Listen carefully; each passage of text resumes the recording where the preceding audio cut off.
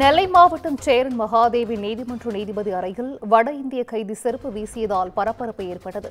நெல்லை அரசு மருத்துவக் கல்லூரி மருத்துவமனை வளாகத்தில் திருட்டில் ஈடுபட்டதாக மத்திய பிரதேசத்தைச் சேர்ந்தவர் ஏற்கனவே கைது செய்யப்பட்டிருந்த நிலையில் பாளையங்கோட்டை சிறையிலிருந்து நீதிமன்றத்தில் ஆஜர்படுத்த போலீசார் அழைத்து வந்தபோது திரேந்திர சிங் செருப்பை சுழற்றி நீதிமன்ற அறைக்குள் வீசியிருப்பதால் பரபரப்பு ஏற்பட்டிருக்கிறது.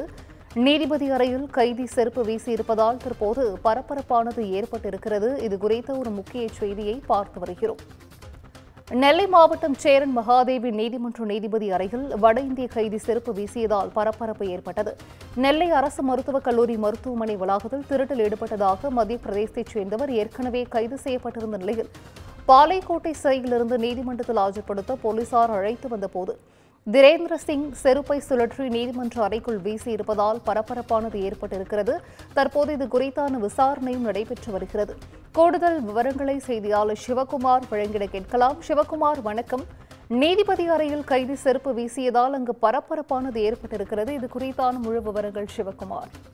அது நெல்லை மாவட்ட உட்புற பகுதியான சேரன் மகாதேவி அப்படின்னு ஒரு பகுதி இருக்கு. இந்த பகுதியில சேரன் மகாதேவி, பத்தமடை, வீரவநல்லூர், முக்குடன், சுத்தமல்லி போன்ற 6 காவல் நிலையங்களுக்கு உட்பட்ட கிரிமினல் வழக்குகளும், அதே மாதிரி சேரன் மகாதேவி சரகத்துக்கு உட்பட்ட சிவில் வழக்குகளும் விசாரிக்கப்படுவது வழக்கம்.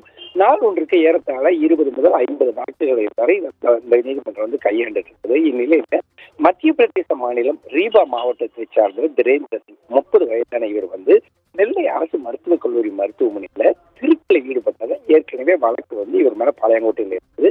மேலும் சில பல்வேறு வழக்குகள் பல்வேறு காவல் நிலையங்கள்ல அதாவது திருட்டு வழக்கு இவர் மேல இருந்துட்டு இருக்கிற சூழ்நிலையில இன்னைக்கு அவர் சேரன்மகாதேவி நீதிமன்றத்துல ஆஜர்படுத்துறதுக்காக போலீசார் அழைத்து வந்தாங்க. அப்போ நீதிபதி இருந்த அறையில காலில் அணிந்திருந்த செருப்பை கழட்டி நீதிமன்றத்துக்குள்ள வீசினது.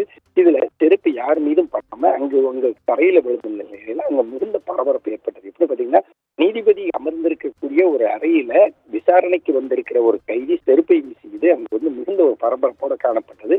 தொடர்ந்து இதை ஆஜர்படுத்தப்பட்ட அதாவது அதே மாதிரி பாத்தீங்கன்னா அதன் அடுத்து பாத்தீங்கன்னா அவர் பாளையங்கோட்டை மத்திய சிறையில மீண்டும் அடைக்கப்பட்டாரு. அந்த விசாரணைக்கு பிறகு மீண்டும் அவருக்கு ஜாமீன் கொடுக்காம மீண்டும் சிறையில் அடைக்கப்பட்டாரு. ஏற்கனவே நேற்று உயர் நீதிமன்றம் நீதிபதிகளை கடுமையா விமர்சிக்கிறாங்க, சமூக வலைதளங்களை மட்டுமல்லாது ரொம்ப விமர்சிக்கிறாங்க அப்படின்னு சொல்லி வருத்தம் தெரிவித்திருந்த நிலையில இன்று சேரன்மகாதேவி நீதிமன்றத்துல நீதிபதி அமர்ந்திருந்த அறையிலேயே செருப்பு வீசப்பட்டுள்ள விவகாரம் மிகுந்த பரபரப்பை ஏற்படுத்தியுள்ளது. இதே மாதிரி பார்த்தீங்கன்னா ஒவ்வொரு முறையும் அதாவது பல்வேறு நீதிமன்றங்கள்லையுமே போதிய அளவுக்கு காவல்துறை பணியில ஈடுபடலாம், அதாவது போதிய அளவுக்கு காவலர்கள் இல்லாததுல அவ்வப்போது சில சச்சரவுகள் நடைபெறக்கூடிய நிலையில சேரன்மகாதேவி நீதிமன்றத்தில் தற்போது நீதிபதி அறைக்குள்ளேயே செருப்பு வீசப்பட்ட விவகாரம் ஒரு கடும் கொந்தளிப்பை ஏற்படுத்தியிருக்கிறது. நன்றி சிவகுமார், விவரங்களை வழங்கியமைக்கு நன்றி.